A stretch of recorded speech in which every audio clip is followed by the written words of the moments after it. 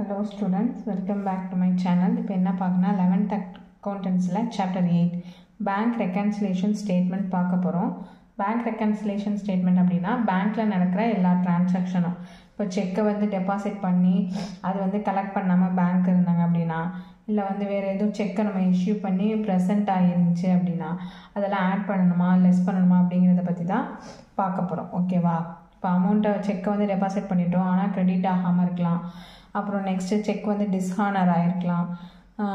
வேறு வந்து செக்கு பாஸ்புக்கில் வந்து என்ட்ரு ஆகாமல் இருந்திருக்கலாம். இந்த மாதிரி என்னென்ன டிரான்சாக்ஷன் என்னென்ன அந்த பேங்க்கில் வந்து என்னென்ன டிரான்சாக்ஷன் நடந்திருக்கோ அதை பற்றி நம்ம ரீட் பண்ணுறது தான் bank reconciliation statement.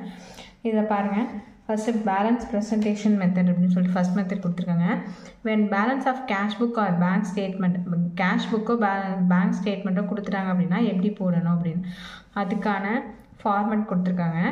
Balance as per cash book நம்மக்கிட்ட கேஷ் புக்கில் உள்ள பேலன்ஸ் எவ்வளோ இருக்கோ அதை என்ட்ரு பண்ணிக்கிறோம். அதில் என்னென்னத்தெல்லாம் ஆட் பண்ணணும்னா cheque issued but not present செக்கை வந்து இஷ்யூ பண்ணியிருப்பாங்க ஆனால் அங்கே ப்ரெசென்ட் ஆகாமல் இருந்திருக்கும் அதை ஆட் பண்ணிக்கணும். நெக்ஸ்ட்டு பாஸ்புக்கில் க்ரெடிட் பண்ணிக்கலாம். Interest credit bank statement credit பண்ணாமல் இருந்தாங்களோ நெக்ஸ்ட்டு டிவிடெண்டோ அந்த other income next direct deposit by a party இதெல்லாம் என்ட்ரு பண்ணாமல் இருந்தாங்கன்னா அதை ஆட் பண்ணிக்கணும். நெக்ஸ்ட்டு அந்த எரர் இன் கேஷ் புக்கில் ஏதாவது எரர் இருந்துச்சுன்னா next bank statement which has the effect of increasing the balance as per bank statement. இந்த மாதிரி ஸ்டேட்மெண்ட்லாம் வந்து அவங்க இன்க்ரீஸ் ஆகாமல் இருந்துச்சு அப்படின்னா அதை வந்து என்ட்ரு பண்ணாமல் இருந்தாங்கன்னா அதெல்லாம் ஆட் பண்ணிக்கணும். இதில் எதை லெஸ் பண்ணணும்னா செக்கை வந்து நம்ம டெபாசிட் பண்ணியிருப்போம் ஆனால் க்ரெடிட் ஆகாமல் இருக்கும் அதை லெஸ் பண்ணிக்கணும். நெக்ஸ்ட்டு செக் டிஸ்ஹானர் செக் வந்து வந்திருக்கும் but not entered in the cash புக்கில் வந்து என்டர் ஆகாமல் விட்டுருப்போம் அதையும் என்ன பண்ணிக்கணும் லெஸ் பண்ணிக்கணும். பேங்க் ஸ்டேட்மெண்ட்டில் ஏதாவது டெபிட் ஆகிருந்துச்சு அப்படின்னா இன்ட்ரெஸ்ட் எதுவும் டெபிட் ஆகிருந்துச்சு அப்படின்னா நெக்ஸ்ட்டு இன்சூரன்ஸ் ப்ரீமியமோ லோன் இன்ஸ்டால்மெண்ட் இதெல்லாம் வந்து அவங்க வந்து சொல்கிற இன்ஸ்ட்ரக்ஷன் படி அவங்க என்ட்ரு பண்ணியிருந்தாங்கன்னா அதெல்லாம் லெஸ் பண்ணிக்கணும். Next direct payment by banker எதுவும் பேமெண்ட் பண்ணியிருந்தாங்கன்னா அதையும் லெஸ் பண்ணிக்கணும். இதிலே வந்து an error in cash book bank statement which has the effect of decreasing balance வந்து எதுவும் டிக்ரீஸ் ஆகிச்சு அப்படின்னா அதை என்ன பண்ணணும் லெஸ் பண்ணிக்கணும். ஓகே, நெக்ஸ்ட்டு இது எல்லாத்தையும் என்ன பண்ணணும் ஆட் பண்ணுறதை ஆட் பண்ணி லெஸ் பண்ணி லாஸ்ட்டாக வர ஆன்சர் எப்படி எழுதணும் balance as per bank statement அப்படின்னு எழுதுவோம். இப்போ இல்லுஸ்ட்ரேஷன் நம்ம சம் போட உங்களுக்கு புரியும். ஃபஸ்ட் இல்லுஸ்ட்ரேஷன் பாருங்கள்.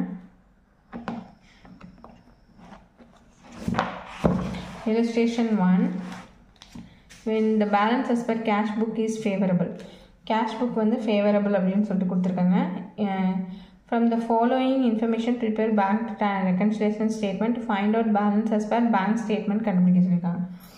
இப்போ இதில் வந்து என்ன கொடுத்தாங்கன்னா செக் வந்து டெபாசிட் பண்ணியிருக்காங்க but not yet collected by the பேங்க்கால் என்ன ஆச்சு கலெக்ட் பண்ணவே இல்லை. இப்போ என்ன ஆகும் அது வந்து என்ன பண்ணணும் நீங்கள் அதில் ஃபார்மேட்டில் பார்த்தாலே புரியும். இதை வந்து லெஸ் பண்ணணும்.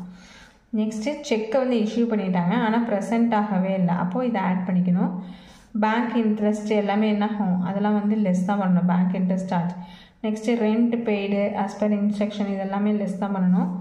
கேஷ் புக் பேலன்ஸ் எவ்வளோ இருக்குது 300 இருக்குது. இப்போ இதை வச்சு நம்ம சம் போட போகிறோம். ஃபார்மேட் இருக்கணும் bank reconciliation statement as on 31st March 2017 heading எழுதிட்டு பர்டிகுலர்ஸ் அமௌண்ட் இதை ஒன் சைடு தான் போடணும். ஃபஸ்ட்டு பேலன்ஸ் எவ்வளோ இருக்குது கேஷ் புக்கில் அப்படின்னு தான் எழுதணும். Balance as per cash book எவ்வளோ இருக்குது 300 இருக்குது. ஓகேவா சம்மில். நெக்ஸ்ட்டு எதை ஆட் பண்ணி சொல்லியிருக்காங்க check issued but not Ed presented for payment இதுதான் வந்து என்ன பண்ணிக்கணும் ஆட் பண்ணிக்கணும். 1000 ஆட் பண்ணிக்கணும். ஆட் பண்ணிங்கன்னா 1300 வருது. இதில் எதெல்லாம் லெஸ் பண்ணணும்னா பேலன்ஸ் உள்ள எல்லாமே லெஸ் தான் பண்ண போகிறோம். அப்படியே வரிசையில் லெஸ் பண்ணுறது எழுதிக்கும். Cheque deposited but not yet collected by the bank 500. Next bank interest ஒரு 100 இருக்குது. நெக்ஸ்ட்டு ரெண்ட் பெய்டு ஒரு 200 இருக்குது. எல்லாத்தையும் ஆட் பண்ணிங்கன்னா 800 வரும். அப்போ 1300லேருந்து 800 லெஸ் பண்ணோம்னா 500. இதுதான் வந்து balance as per bank statement. இப்படி தான் வந்து நம்ம வந்து பேலன்ஸ் போடணும். ஓகே, சம் புரியும்னு நினைக்கிறேன். தேங்க்ஸ் ஃபார் வாட்சிங்.